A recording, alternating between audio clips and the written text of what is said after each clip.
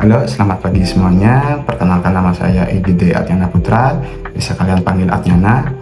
Jadi pada kesempatan kali ini saya akan sedikit membahas apa sih tujuan seseorang dalam menjalani hidupnya. Kenapa seseorang begitu berlomba-lomba dalam mengejar tujuan dalam hidupnya. Jadi ketika kita kilas balik, kita banyak melihat seseorang yang begitu mengejar dunianya sendiri. Jadi apa sih yang orang-orang itu kejar? Seperti kita ambil contoh dunia perkuliahan. Orang-orang begitu mengejar gelar S1, S2, S3, insinyur, profesor, doktor, atau yang lainnya.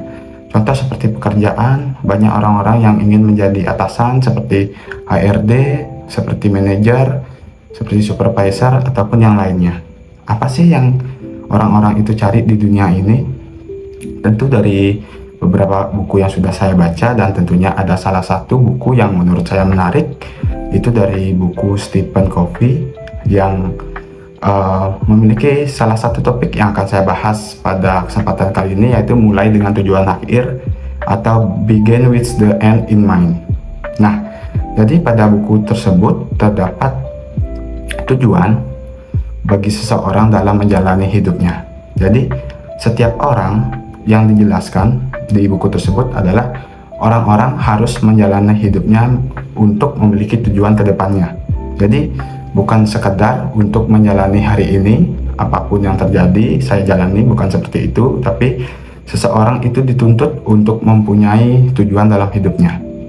Nah, contoh-contoh pernyataan visi pribadi yang terdapat pada buku itu, di antara lain yang pertama, berhasil di rumah terlebih dahulu. Yang kedua, tidak pernah berkompromi dengan kejujuran. Yang ketiga, hiruk peluk saat Anda menunggu. Yang keempat, mempertahankan sikap positif. Yang kelima, tetap memiliki selera humor. Yang keenam, jangan takut akan kesalahan. Dan yang terakhir, yang paling saya suka, yaitu mendengarkan 2 kali lebih banyak daripada Anda berbicara.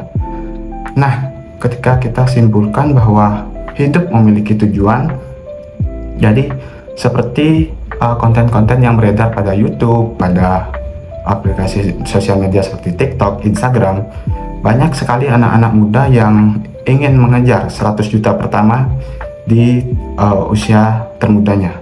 Contoh seperti banyak influencer atau artis-artis yang sudah membuat konten tersebut. Bagaimana sih cara mendapatkan 100 juta pertama di usia muda? Itu adalah contoh manusia yang sudah memulai dengan tujuan akhir. Nah, kita itu hidup seperti programmer sebenarnya. Kita ketika ingin menggapai 100 juta pertama, kita seperti programmer, kita cari bagaimana langkah-langkah untuk menuju 100 juta pertama tersebut. Nah, tentu saja dari analogi yang saya jelaskan ini sudah saya terapkan, di mana saya dulu SMK, saya dulu mengambil jurusan TKJ, di mana itu adalah teknik komputer dan jaringan. Itu saya bercita-cita ingin menjadi seorang hacker itu dulu. Namun seiring berjalannya waktu, karena prospek kerja yang saya lihat lebih menjanjikan pada data science, jadinya di saat perkuliahan saya memilih jurusan teknologi informasi dan berkuliah di kampus Instiki tentunya. Nah, di kampus Instiki ini saya memilih jurusan manajemen teknologi informasi. Nah, di jurusan ini juga saya memfokuskan pada mata kuliah data science yang mempelajari tentang big data, dengan tujuan akhir saya yaitu menjadi seorang data science yang bisa bekerja pada perusahaan BUMN atau perusahaan yang berskala TI. Nah, adapun langkah-langkah yang saya lakukan untuk mencapai tujuan akhir saya atau visi saya, yaitu yang pertama, saya mengikuti magang MBKM yang diadakan oleh kampus saya, dan itu program dari pemerintah, yaitu Kampus Merdeka. Saya mengambil pada bagian image processing. Image processing adalah bagian dari data science yang dimana tugasnya itu mengolah data dalam bentuk gambar ataupun video. Nah, tentunya dari perjalanan saya di semester 5 tidak berhenti sampai sana. Saya sekarang semester 6, saya mengambil judul proposal penelitian, yaitu Semantic Segmentation Agam Tari Bali dengan metode UNet.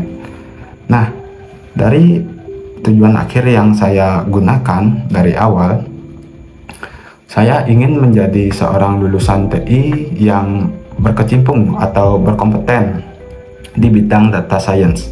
Dan tentunya nanti ketika saya lulus, saya sudah siap untuk di bidang tersebut.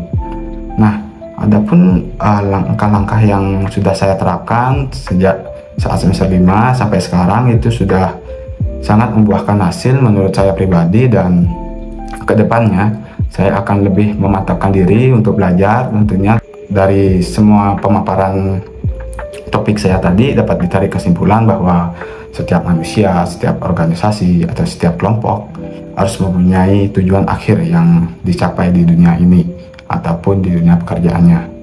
Karena ketika orang mempunyai tujuan akhir dalam hidupnya, manusia lebih bisa berpikir untuk menjalani harinya untuk tujuan yang ingin dicapai, bukan sekadar menjalani harinya setiap hari. Jadinya setiap kita melangkah, kita ingat dengan apa sih tujuan hidup kita di dunia ini, apa sih yang ingin kita capai. Kita menjadi lebih terarah hidupnya dan tidak mengambang mengikuti alur air. Nah, sekian pemaparan materi yang bisa saya sampaikan mulai dengan tujuan akhir. Sekian dan terima kasih. Bye bye.